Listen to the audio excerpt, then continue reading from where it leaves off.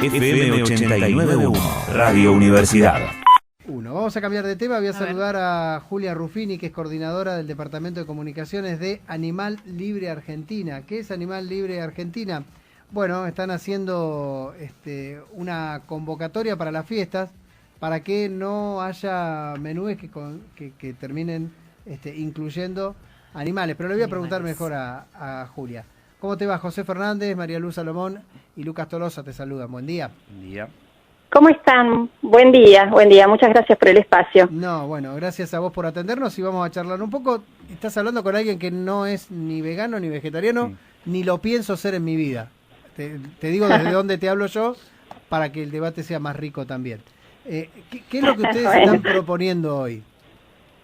Bueno, gracias por la sinceridad. En realidad, esto de que uno se propone no cambiar en toda la vida, digamos, es un poco relativo porque estos cambios tienen que ver con coyunturas actuales, como la crisis climática, como la conciencia de lo que ocurre en los mataderos, en los criaderos, con las enfermedades que se transmiten por la explotación animal, con una evolución en la conciencia social en general, que también va resquebrajando un poco a veces los esquemas personales, ¿no? de alimentación y de vida.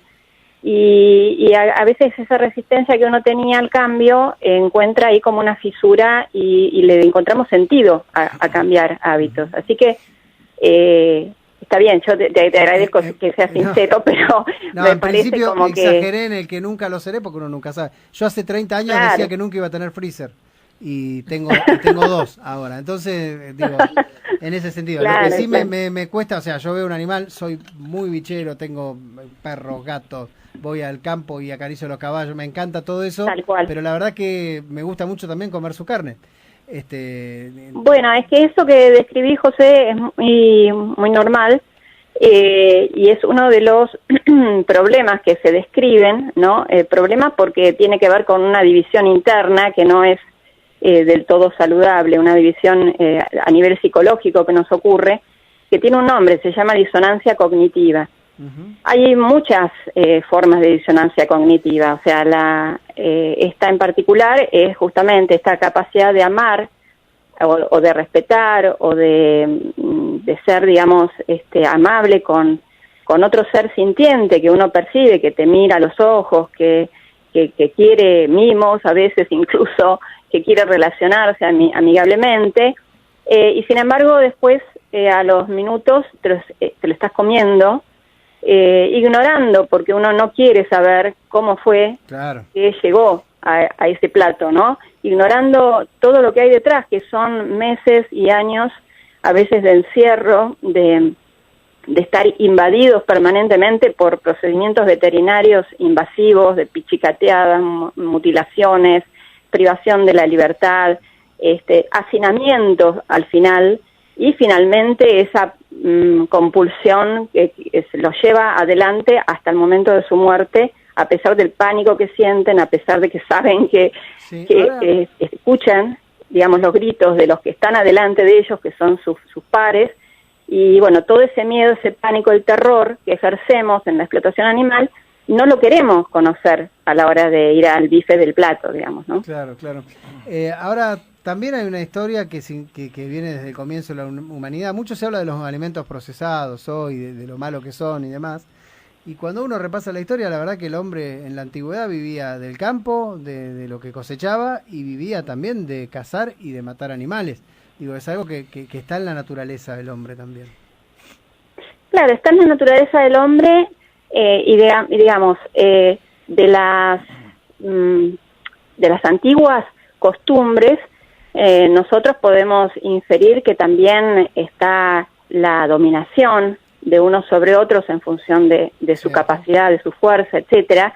Sin embargo, todo esto, tanto la dominación de un sexo sobre el otro, o de los más fuertes sobre los más débiles, etcétera, todo esto ha ido evolucionando en función de una conciencia humana que es cada vez más amplia, que tiene que ver con otros valores, que no nos seguimos rigiendo por los valores de supervivencia básica, y que tiene que ver también con alternativas más amplias que tenemos, de las cuales disponemos hoy en día. Pues no estamos hablando del clásico desafío de la isla desierta, de qué hace un vegano en una isla desierta, ¿no? En una isla. Estamos hablando de que tenemos un mundo lleno de alternativas y cada vez más que nos permiten nutrirnos perfectamente o satisfacer todas nuestras necesidades de vestimenta, de ciencia, de todo, sin necesidad de victimizar animales. Julia, ¿no? Julia, ¿cómo estás? Buen día. ¿Qué tal? ¿Cómo estás? Con respecto a, más allá de la convicción, digo, ¿no? Y del respeto hacia el animal, se puso en juego también, y de las cuestiones climáticas que vos comentabas, el tema de la salud, ¿no? De lo malo que quizás es comer carne roja, de lo malo o de lo mal que hacen las hormonas que contienen las carnes blancas, con respecto a lo que es más saludable, porque mucha gente quizás no tiene la convicción de decir, no, yo no como un animal porque no quiero matar un animal, sino porque me es mucho más sano dejar las carnes o dejar de comer carne. ¿Qué hay de cierto en todo esto, no? Y en cuánto tiene que ver la salud con el dejar de consumir animales. Bueno, tal como decís, si bien el veganismo tiene como eje la defensa animal, hay beneficios que se desprenden de esta práctica que tienen que ver con la salud humana y con el medio ambiente, ¿no? Con la salud ambiental. Esto es así porque, digamos, en nuestro país la principal causa de mortalidad son las enfermedades cardiovasculares. Y sabemos que las enfermedades cardiovasculares están íntimamente ligadas a nuestra alimentación más normal y extendida, que tiene que ver con las grasas saturadas de origen animal, que tienen que ver, bueno, que esto genera colesterol, etcétera, y todo el sistema colapsa, ¿no? Entonces, por un lado, evitamos las grasas de origen animal al ser veganos. Por otro lado, evitamos también la acidificación y los desequilibrios que produce un exceso de proteínas que ocurre cuando consumimos muchos alimentos de origen animal.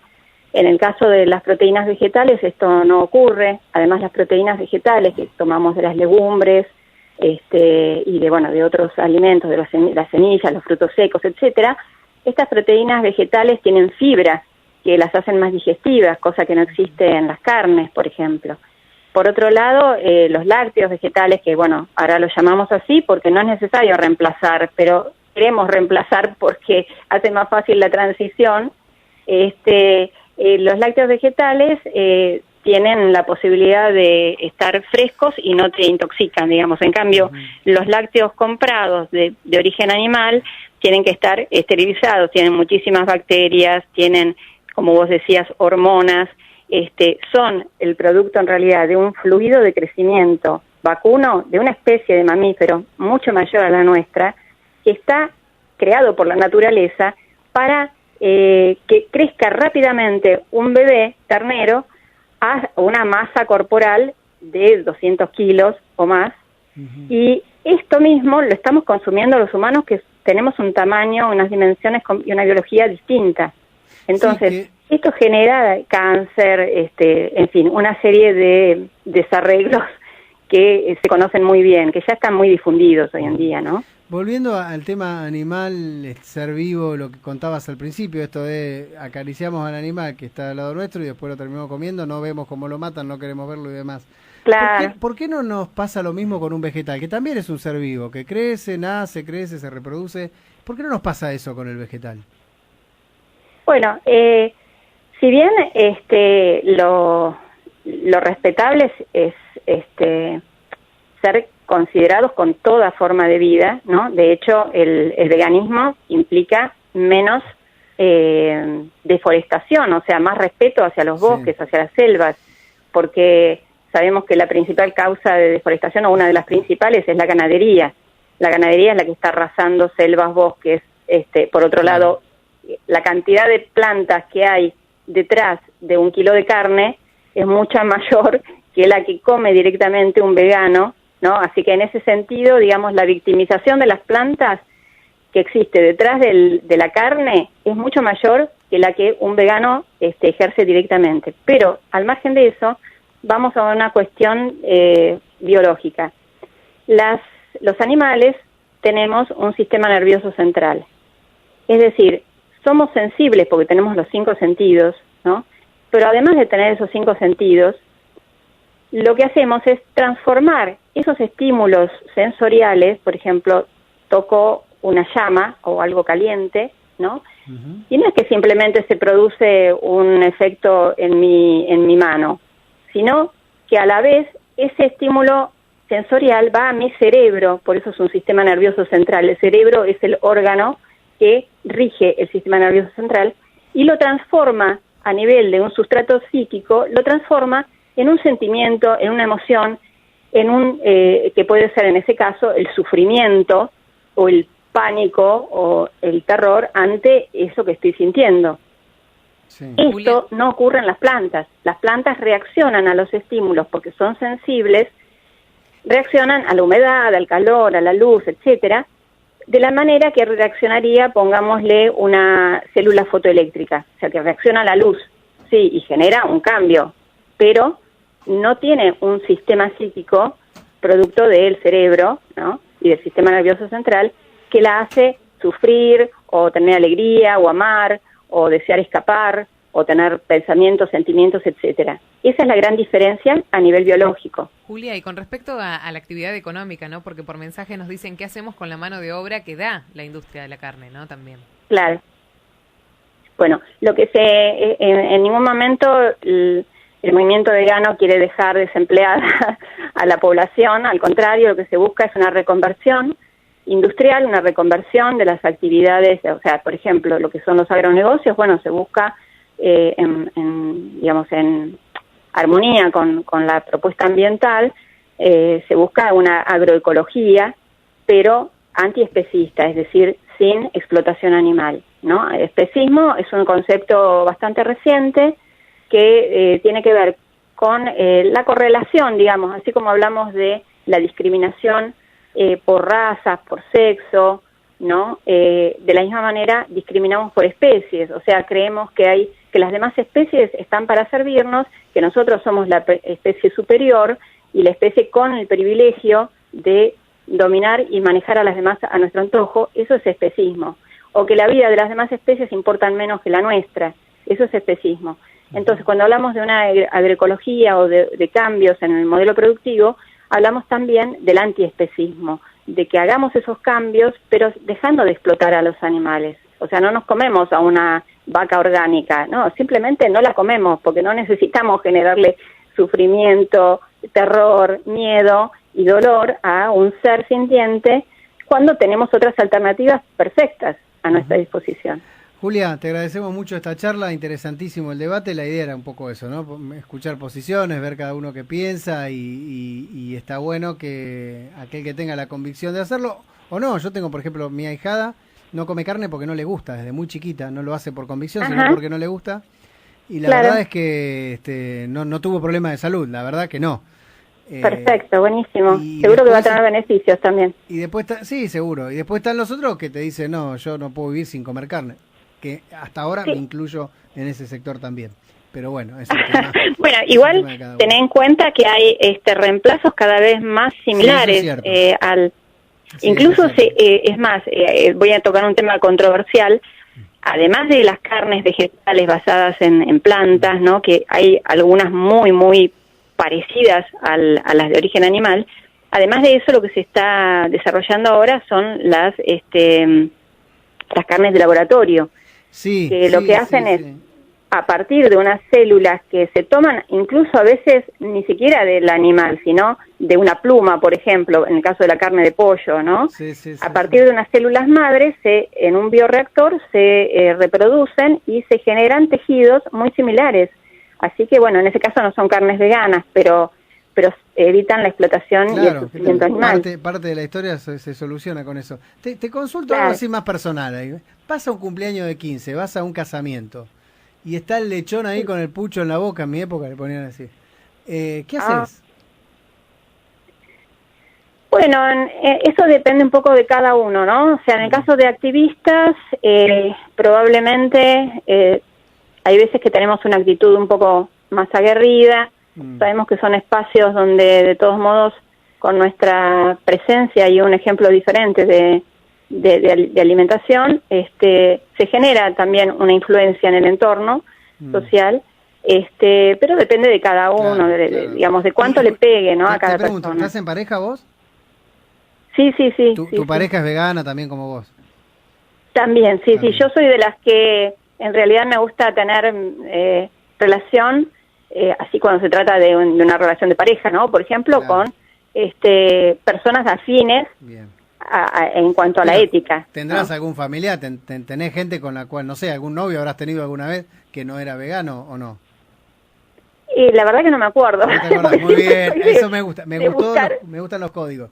Bueno, pero digo, claro. Sí tenés familiares con los cuales por ahí un día vas a comer y se come un bife delante tuyo, ¿no? Sí, en general nos respetan y porque saben todo lo que hay detrás, que hay fundamentos profundos, que no es simplemente una cosa así, una moda o algo trivial, sino que en general nos respetan y dejan su antojo de carne para otro momento. Perfecto. Está muy bien. Te mando un beso enorme, gracias por este rato y bueno, la vamos a seguir seguramente. Igualmente para ustedes, un beso muy grande. Fiestas, Gracias. Chau. Hasta luego. Julia Ruffini de esta convocatoria de Animal Libre para la Argentina en esta fiesta, es coordinadora del Departamento de Comunicaciones de justamente Animal Libre Argentina. Bueno, que interesante, me gusta escuchar cuando alguien tiene una convicción tan importante, tan grande.